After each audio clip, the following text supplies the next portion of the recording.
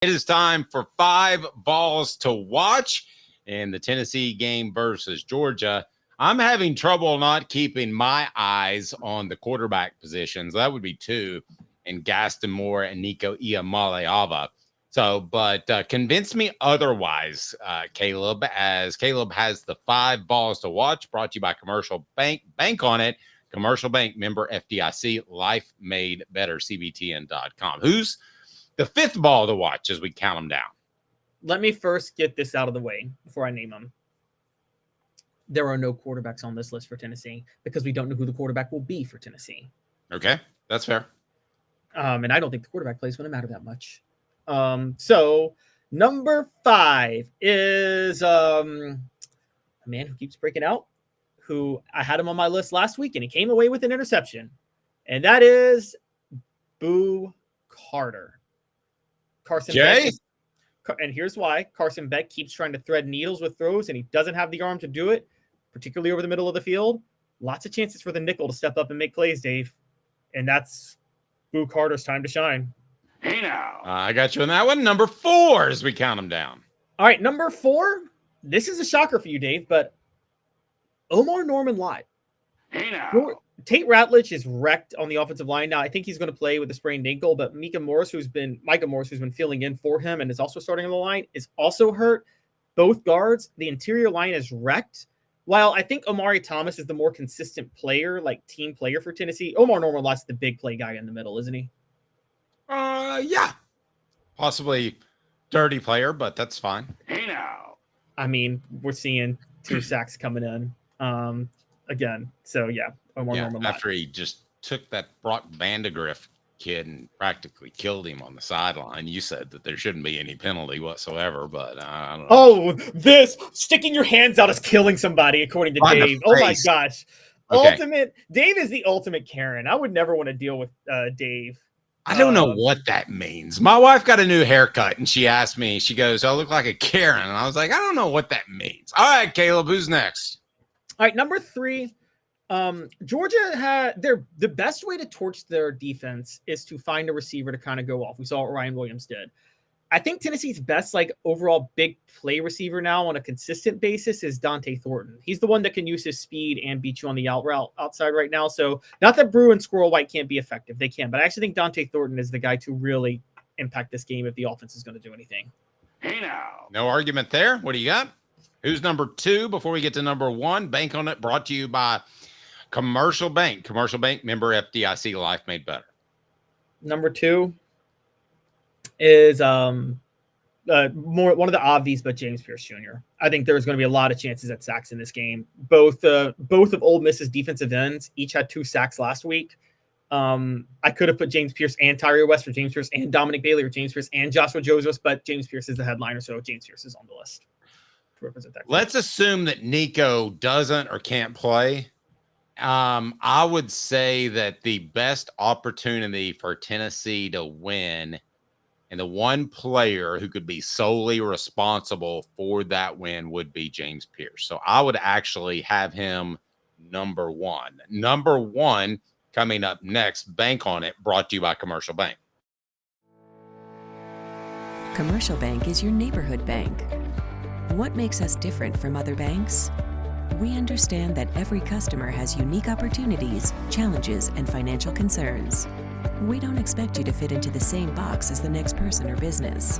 Whether it's purchasing a home, saving for your child's future, or planning for your next vacation, we're with you every step of the way to navigate life's big decisions. Commercial Bank. The number 1 ball to watch is who, Caleb Calhoun? Are you ready? Buckle up. Did you say Max Gilbert? No, but I should have put him on here just for you. No, but it's another white guy. Will Brooks, baby. Will Brooks. Will Brooks is coming away with 2 interceptions in this game, and he will be the biggest reason Tennessee wins. That's right, Dave. Will Brooks. Come at me. Will Brooks. Well, it's funny. I wrote a column about the Tennessee's overachievers, and you could argue that their most productive players are both overachievers, and that is Cooper Mays, who he's got pinned on his Twitter profile that he was too small, not an SEC caliber player, too undersized. So I still think that motivates him to this day. And Will Brooks, who Jermon McCoy was talking about how smart he was, and he's had two, I know, which sounds like the Caucasian stereotype. He's a gym rat. Gym rat, smart, always in position. Dad was a coach, worked harder than everybody else, all that bull. But he's made the plays to warrant that sort of response. So, yeah, Will Brooks could be key. And you get the feeling that we'll know after this week one thing for certain. We won't know if Tennessee's going to make the college football playoff or not. But we'll know for certain if Carson Beck is totally in the tank, which could be the case, or he's a fighter and he ends up having a solid season for the Bulldogs, which right now he's not. 11 turnovers in the last 5 games, I believe it is. So, Caleb, I think we'll know that about Carson Beck by the end of this game. And one of the guys, you mentioned 2 of them, that could put the nail in the coffin for Carson Beck's career at Georgia, Boo Carter and Will Brooks. Both guys have shown a penchant. I know that Boo just has 1 interception, but he's around the ball all of the time. Will Brooks has 3 interceptions, 2 of which changed the narrative of the game that he picked those balls off in. So I think you're wise to go with defensive backs there, especially guys that are close to or in the secondary and that could pick off passes. I totally agree. You totally agree with yourself. I just said I agree with you, and you say I totally agree. Yes, I agree with myself. Always. That's good. Yeah, no, and honestly, typically I've talked about nice shirt. I totally agree. I've talked typically about how Will Brooks' impact for most of the year has been because Jermon McCoy is such a good lockdown corner on the outside. Dave, with the lack of Georgia weapons, I don't even think Jermon McCoy is going to be that necessary this game. I think Carson Beck's going to be threading needles constantly throughout the inside middle of the field, and that's where Will Brooks and Boo Carter are going to just eat. And I mean, I could see Carson Beck is going to both are kind of sneaky players because they kind of sneak up. Have you noticed they kind of sneak up into the play when you don't see them around the ball at first? Yes. That is literally the recipe for Carson Beck to just have turnovers galore, isn't it? And particularly if he's under pressure from Norman-Lott and James Pierce. Look, I mean, we talk about players not finishing games because almost no quarterback has against Tennessee. I mean, is there an off chance that Carson Beck doesn't finish the game against Tennessee? Certainly. And by the way, go ahead. Is that good or bad if Carson Beck doesn't finish the game, though? Because what if Gunnar Stockton comes in or, and Tennessee's just not prepared for him? What if it's a Chavis, Matt Mock situation where, they don't know how to stop the quarterback draw? Guy's done the real fancy quarterback draw that, Guy's done so much and coached at multiple SEC schools, but he'll always be known for the mock draw and the lack of defending it. Let me ask you this. If you're Tennessee, are you leaning more towards pressuring Carson Beck or playing coverage? Portions of the program brought to you by Dynasty Pools and Spas. Stop by their Athens location, get a free gift from Off the Hook Sports, and you can also get $500 off your fantastic spa that includes everything. I think Tennessee is going to drop back in the zone more often than not.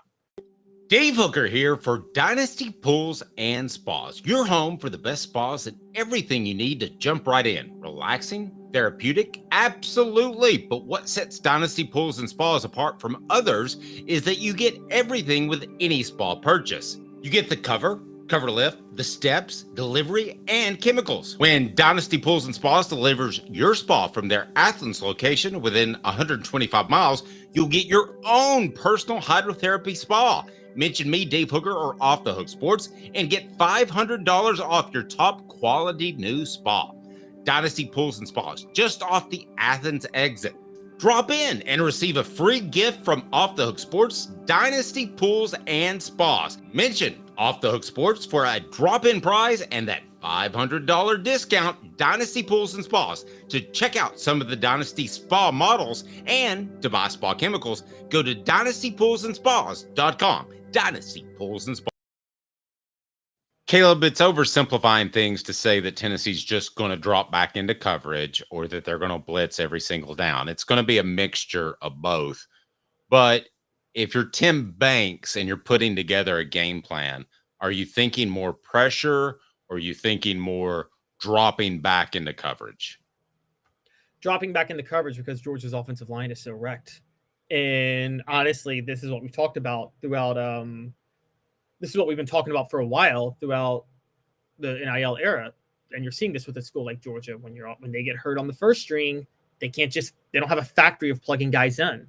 And I mean, Dave, given Georgia's injuries on the offensive line, I got a lot more money on Tennessee's defensive line winning those battles this weekend than Georgia's offensive line. I think Tennessee's defensive line is going to give Georgia's offensive line hell.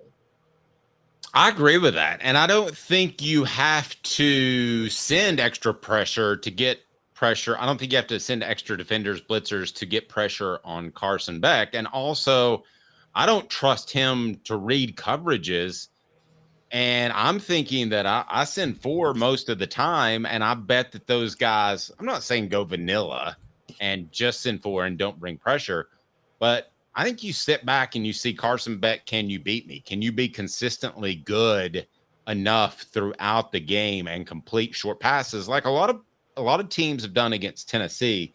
Now, the one thing that scares me a little bit about the Georgia game, well, I mean, a lot. I mean, that Georgia's a 9-point favorite. But the one thing I think should scare Tennessee fans a little bit is they're very proficient in that 3-down front. And that's kind of their base, which has given Tennessee's offense trouble. So on the flip side of it, that is disconcerting if you're looking at the game from an X's and O's standpoint. But Josh Heupel's prepared for that this time. It's not a new look he won't have seen. He's been fine against the 3-down front when he knows it's coming. I mean, Alabama ran a 3-down front with Nick Saban, and he torched him 2 years ago. Yeah, sure. I'm not saying that won't be the case, but when you're looking at it just from an X's and O's standpoint, Caleb, I would offer this, and that is from an X's and O's standpoint, I slightly like Georgia's defense over Tennessee's offense. Flip side, I like Tennessee's defense a lot over Georgia's offense. Would you agree or disagree with those two statements? I kind of agree. Yeah, I agree with you on that. Definitely. I want to address Timothy McGee's point because he says drops in zone get killed by the run. Well, and I want to, and thanks for the super chat, Timothy, but I do want to address, we're not saying play like a cover 2 where everybody drops back. I mean, I think you're still going to keep T-Lander in a spy, right? Kind of playing in a moderate drop back spy moment where that way he's around to be able to stop the run, probably Arian Carter to be able to stop. We're just saying they're not going to likely send them on blitzes.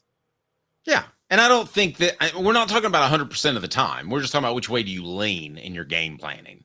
Yeah, exactly. Yeah. I mean, they're still going to send some pressure. I mean, you would be crazy not to, but this is where I think Tim Banks, quite frankly, can have as big of an impact on the game as anybody else wearing a jersey or wearing a coaching headset, because he is so good at dialing up those multiple stunts and blitzes that we've talked about.